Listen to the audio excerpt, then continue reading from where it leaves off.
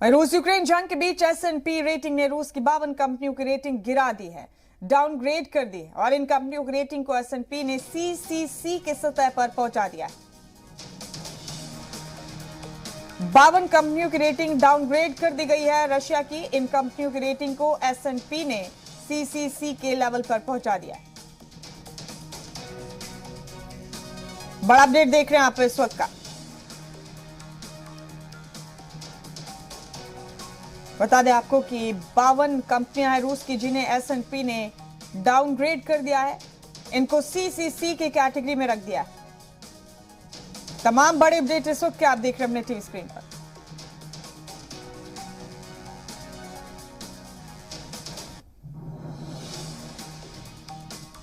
तो इस वक्त की बड़ी खबर, बड़ा अपडेट आप अपने टीवी स्क्रीन पर देख रहे हैं। बता दें आपको कि S&P ने रूस की 52 कंपनियों की रेटिंग डाउनग्रेड कर दी है।